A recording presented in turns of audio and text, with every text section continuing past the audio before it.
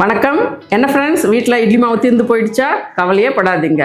ரவையும் தக்காளியும் வீட்டில் எப்போ கிச்சனில் இருக்கிற கொஞ்சம் பொருட்களோட அட்டகாசமான சுவையில் தக்காளி ரவா தோசை எப்படி செய்யறதுன்னு இந்தியா சிஸ்டர்ஸ் கிச்சனில் இன்னைக்கு செஞ்சு காட்ட போகிறது லதாவும் அம்முவும். மறக்காமல் சப்ஸ்கிரைப் பண்ணிவிட்டு பக்கத்தில் இருக்கிற பெல் ஐக்கானை ப்ரெஸ் பண்ணிக்கோங்க.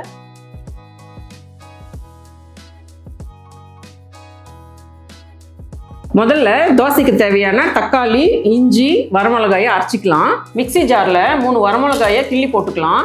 அடுத்து 1 இன்ச் இஞ்சியை கட் பண்ணி போட்டுக்கலாம். 3 மீடியம் சைஸ் தக்காளியை கட் பண்ணி போட்டுக்கலாம். இது நல்லா பழுத்து இருக்கணுங்க. இப்போ நைஸாக அரைச்சிக்கலாம். நம்ம அரைச்ச இந்த டொமேட்டோ பேஸ்ட்டை ஒரு பவுலில் சேர்த்துக்கலாங்க. மெஷரிங் கப்பில் 1 கப் அளவுக்கு ரவை எடுத்திருக்கேன். வறுக்காத ரவை இது. அது இந்த பவுலில் சேர்த்துக்கலாம். நீங்கள் எந்த கப்போ இல்லை கிளாஸோ எடுக்கிறீங்களோ அதுலேயே அளந்துக்கோங்க. அதே கப்பில் 1/2 கப் அளவுக்கு அரிசி மாவு, அடுத்து 1/4 கப் அளவுக்கு கோதுமை மாவு, 1 டீஸ்பூன் உப்பு, அடுத்து 1 டீஸ்பூன் சீரகம், 1 டீஸ்பூன் மிளகு. இதை போட்டதுக்கப்புறம் 4 டேபிள் ஸ்பூன் தயிரை 1 கப் தண்ணி ஊற்றி மோராக கடைஞ்சி வச்சுருக்கிறேன். அதையும் இதில் சேர்த்துக்கலாம். இதை சேர்த்துட்டு நல்லா கலந்து விடலாம். இது முதல்ல கட்டி இல்லாமல் கலந்து விட்டுடணுங்க. அதுக்கு அடுத்து மறுபடியும் இன்னொரு கப் அளவுக்கு தண்ணி ஊற்றி கலந்துடலாம். இது ஒரு 250 ml அளவுக்கு தண்ணிங்க. இது 1 கப் அப்படிங்கிறது. இதை கலந்துட்டு ஒரு 10 நிமிஷம் ஊற வைக்கலாம். நாங்கள் இந்த கப்பில் எடுத்திருக்கோம். உங்கள் வீட்டில் நீங்கள் எந்த கப் எடுக்கிறீங்களோ அந்த கப்லேயே எல்லா மெஷர்மெண்ட்டும். இப்போது நம்ம ரவையை ஊற வச்சு 10 நிமிஷம் ஆயிடுச்சுங்க. இதில் வெங்காயம், கொத்தமல்லி, கருவேப்பிலையை சேர்த்துக்கலாம். கட் பண்ண மீடியம் சைஸ் வெங்காயத்தை சேர்த்துக்கலாங்க. இது நல்லா பொடியாக கட் பண்ணணும். அப்புறம் ஒரு 1/2 கைப்பிடி அளவுக்கு கொத்தமல்லி, கொஞ்சமாக கருவேப்பிலை, இதை சேர்த்துட்டு கலந்து விடலாம். இந்த மாவு எந்த அளவுக்கு தண்ணியாக இருக்குதோ அப்போ தோசை நல்லா வரும். இந்த அளவுக்கு இருந்தால் போதுங்க. இப்போது தோசைக்கல்லை வச்சு இது சூடாகட்டுங்க. தோசைக்கல் நல்லா சூடானால் தான் தோசை சரியாக வரும். சூடாகிடுச்சுங்க. இப்போ எண்ணெய் தடவிடலாம் ஃபஸ்ட்டு. அடுத்து இந்த வெங்காயத்தில் நல்லா தடவி விட்டுடலாம்.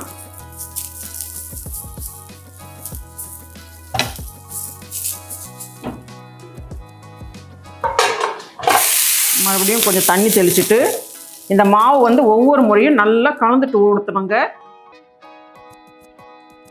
இல்லைன்னா ரவை அடியில் தங்கிடும். ஃப்ளேம் ஹை ஃப்ளேமில் வச்சுட்டு ஊற்றிட்டு அப்புறமா அது மீடியம் ஃப்ளேமில் வைக்கணும்.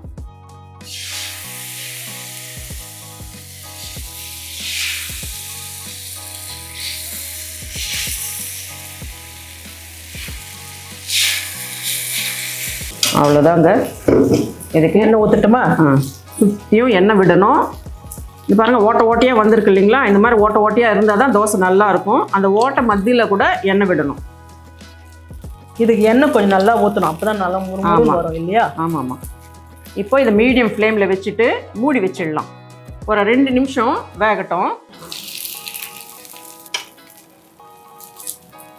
இப்போ இதை மெதுவாக திருப்பி போடலாங்க.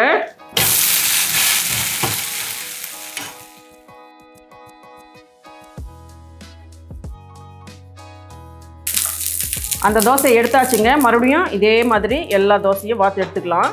இது தோசை கொஞ்சம் மெத்தனை எடுக்கணும் அப்படின்னா சீக்கிரமாக எடுத்துடலாம். ரொம்ப கிறிஸ்பியாக வேணும்னா கொஞ்சம் நேரம் அப்படியே விட்டு அப்புறமா எடுத்துக்கோங்க.